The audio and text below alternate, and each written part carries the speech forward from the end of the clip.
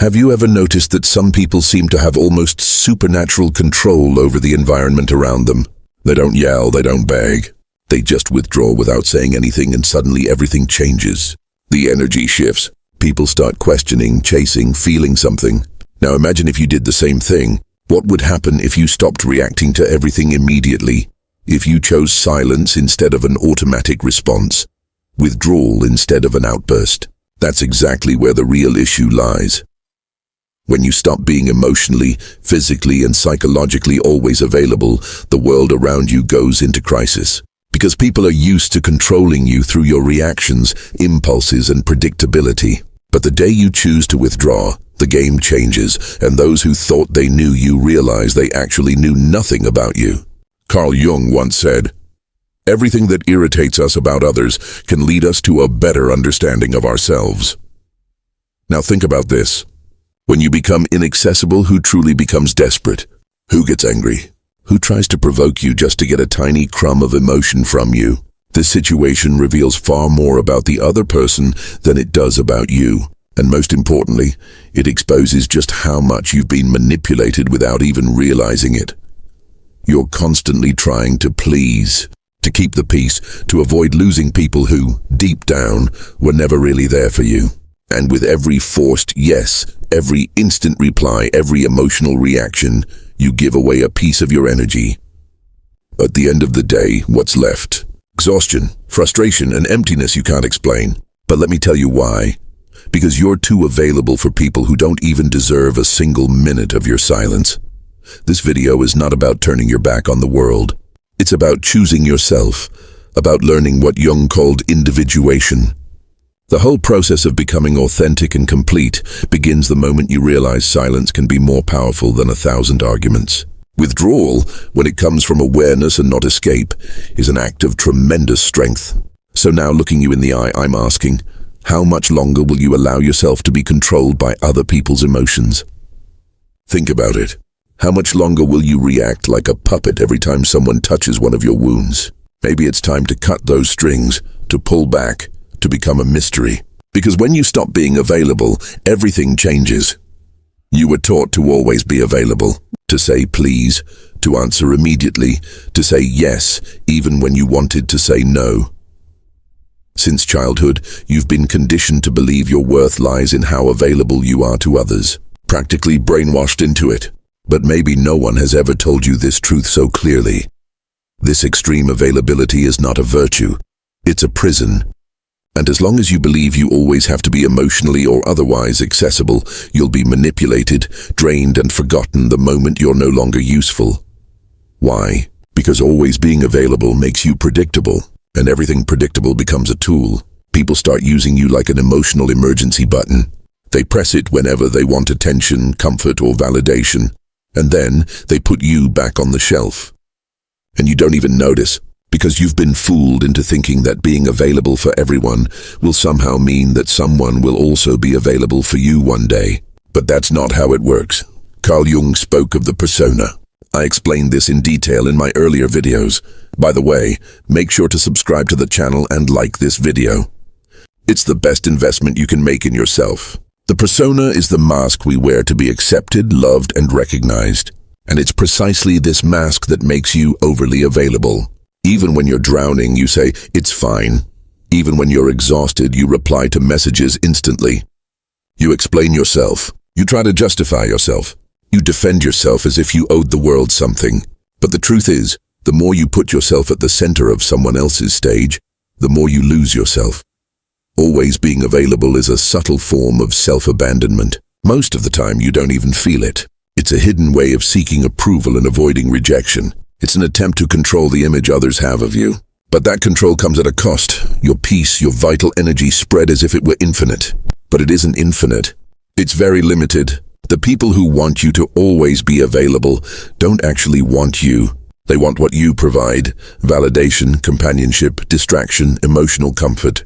But when you change, when you set boundaries, when you refuse to react, those same people get angry. They blame you. They say you've become strange. The reason isn't that you've changed. It's that you've stopped being functional for them. And here's the cruelest part. The more available you are, the less value others place on you. Because what's abundant becomes worthless. You turn into an emotional rag. Nobody respects what they didn't have to earn. Nobody appreciates what's always there. So now, stop and think. Who really deserves your time? Who deserves your attention?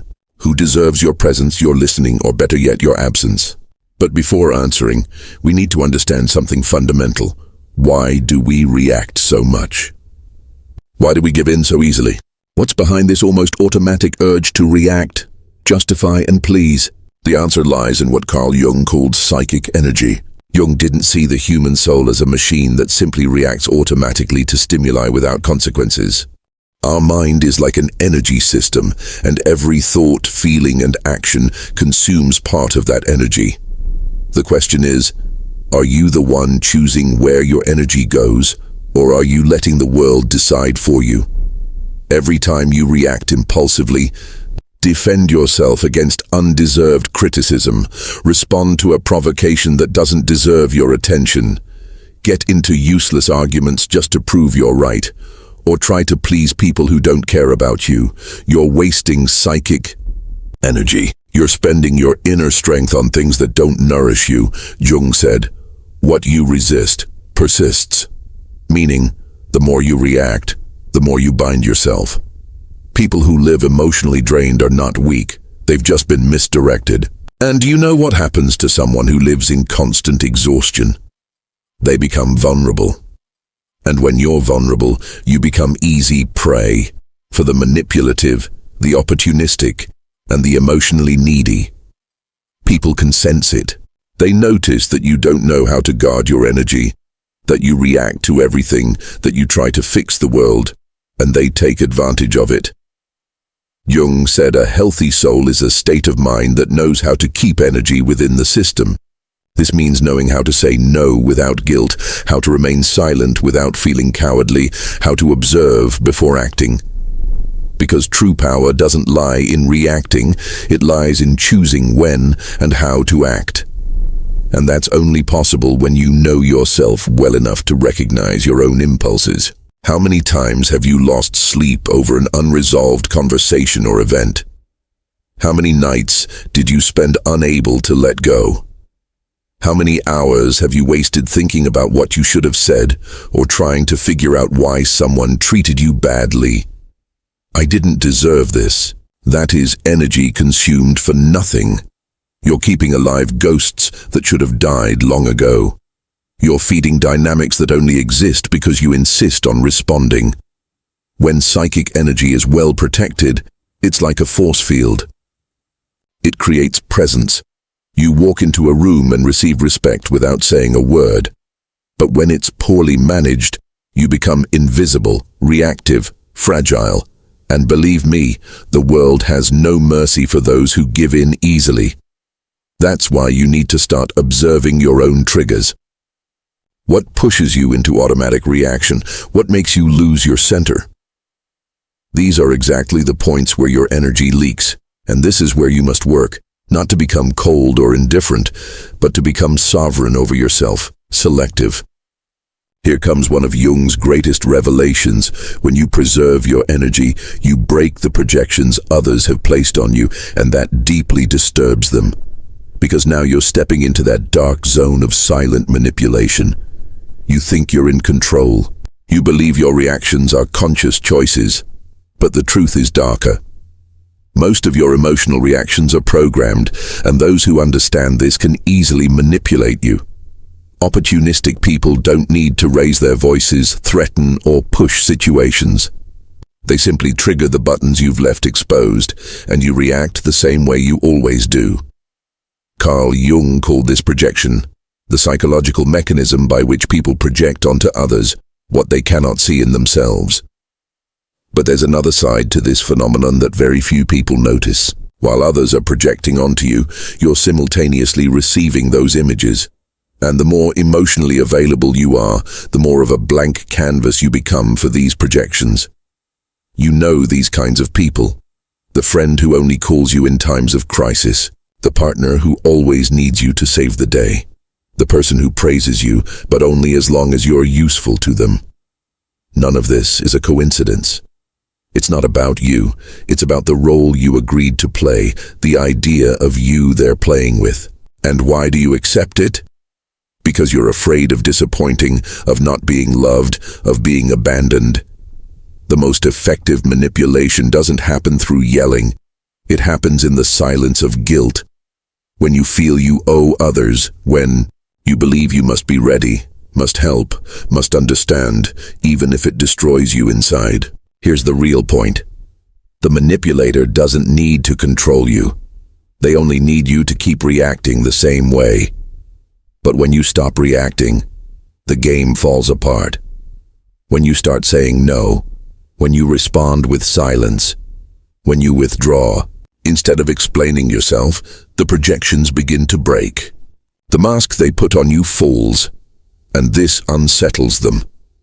Because now they no longer know who you are, and worse, now they're forced to look at themselves. And not everyone is ready for that.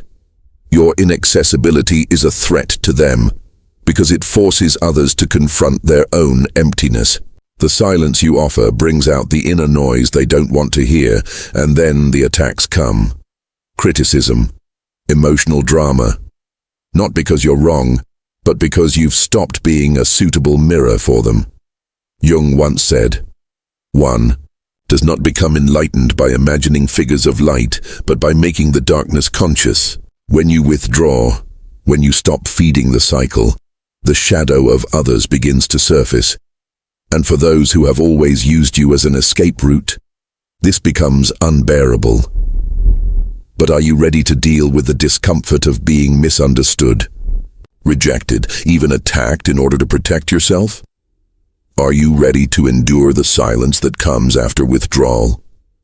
Because it's in that very silence that a new kind of power is born. The modern world is noisy. Everyone wants to be heard, to respond quickly, to win meaningless arguments, to prove themselves, even at the cost of their peace. But there's a power that very few people know about, and even fewer master. The power of silence. Not the silence of passivity or cowardice, but conscious, strategic, ruthlessly clear silence. A silence that isn't absence, but an empowered presence. Jung didn't see silence as an emptiness, but as fertile ground for inner transformation. When you stop reacting, you begin to observe. And in observing, you see patterns that were previously invisible. Emotional repetitions, manipulation games, cycles of self-sabotage. Silence allows clarity, and clarity is dangerous for those who live to control you. Have you noticed how some people panic when you don't answer, when you don't explain yourself, when you simply disappear?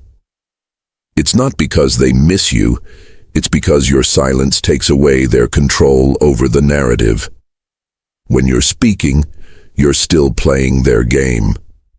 But when you're silent, you change the rules, and this destabilizes everyone who feeds off your reactions. True silence is not the absence of sound. It is mastery over your own energy. It is refusing to be dragged down by the emotions of others. It is consciously choosing not to enter battles that are not worth fighting. Jung said that individuation, the process of becoming who you truly are, requires this distance. Because only in silence, without the interference of the world, can you hear yourself. But do not be deceived. Silence has a cost. It distances you from those who value you only for the role you play. It makes you incomprehensible to those who only see you through their own projections. It makes you appear cold, distant, arrogant. Society may label you this way, but all of this is not about your depth. It's about the reactions of those who are only interested in your utility. And here is the painful truth. As you mature, you become more selective with your words. Because you realize that every sentence is an energetic investment, and not everyone deserves access to your truth. Sometimes silence is not withdrawal, but sovereignty. It is the language of those who have nothing to prove to anyone. Silence is unsettling, because it forces the other to sit alone with their own thoughts, their own inner noise. And that discomfort reveals more than any argument of yours ever could. Your absence needs no explanation. It explains itself, and those who feel threatened by it reveal just how dependent they were on your imbalance to maintain their sense of control. But the most powerful silence is not the one that disturbs others. It is the one that rebuilds you from the inside. The silence that connects you to something beyond external validation, that anchors you in your own center, free from others. It is in this inner space that you must reconnect with your essence and begin to reclaim your vital energy. Understanding all this intellectually is useless if, in practice, you keep saying yes when you want to say no. If you keep responding to messages that disturb you, engaging in empty conversations, maintaining relationships that exist only through inertia, then passive awareness is just another form of self-deception. True transformation begins when you firmly decide to be selective, and this requires emotional discipline. Conscious unavailability is not about being cold, arrogant, or indifferent, nor is it about never being available to anyone at any time, for any reason. It is about taking control of your own energy, your own time, your own peace. And it begins with small actions, not replying immediately, taking a breath before reacting, walking away from an argument before being pulled into chaos, turning off your phone without guilt, saying, "Not today, I'm not interested, I won't get involved." But the most important part is this: you don't need to justify your absence, you don't need to explain your silence. You owe nothing to anyone but yourself, and for many this is unforgivable. Because when you refuse to explain yourself, you take away their power to keep you trapped in a certain emotional narrative where you are always helpful, understanding, available. Carl Jung understood that every individuation process passes through a form of isolation, but not a depressive isolation, a sacred one, a time of inner retreat, where you relearn how to listen to your own voice without the interference of the world. A time when you rebuild your identity, not according to the gaze of others, but according to your own center. Want a good thermometer for your evolution? Observe those who distance themselves when you become quieter. Observe those who try to provoke you when you stop reacting. Observe those who accuse you of changing when you finally start protecting yourself. These are not signs that you're wrong, they are proof that you are beginning to set yourself free. Being unavailable is uncomfortable at first. You will feel guilty. You will think you are being selfish. You will hear that you are harsh. But this is part of the process of deconstruction. You have spent your life conditioned to put yourself second. It is natural that change will create discomfort, not only in you, but also in everyone who benefited from the old version of you. Conscious unavailability is the foundation of self-determination. When you say no to the world, you are saying yes to yourself. When you withdraw from a toxic environment, you reaffirm that your peace is more valuable than any false connection. And when you stop explaining yourself, you begin to be respected, even if only by a few.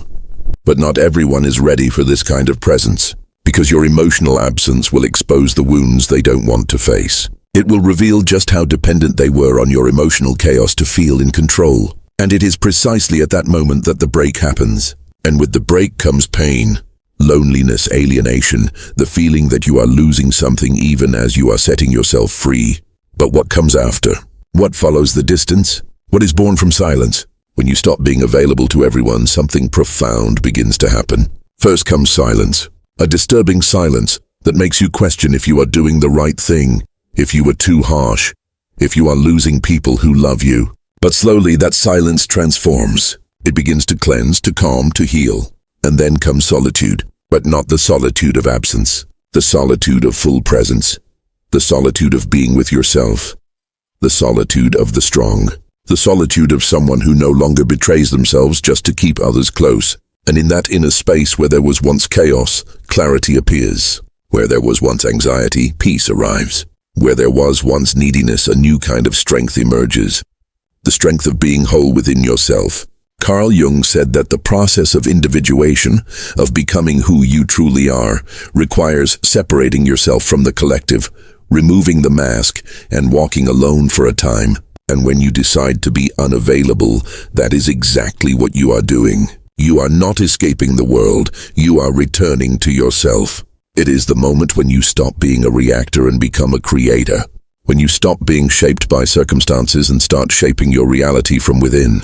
The people who are disturbed by your absence are the ones who never really wanted you.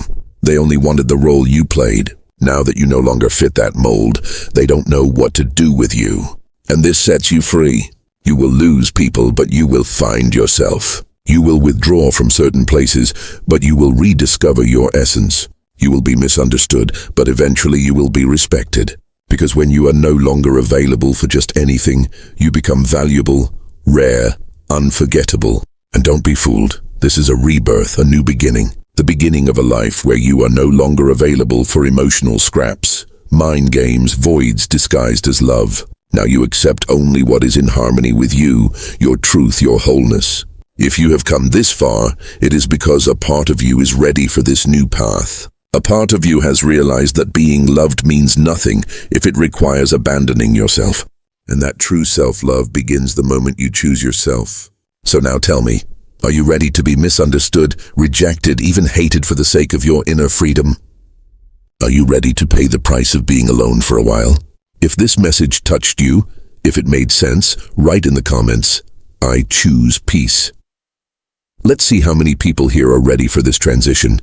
And remember, what matters much more than you think is to keep taking the next step. See you there.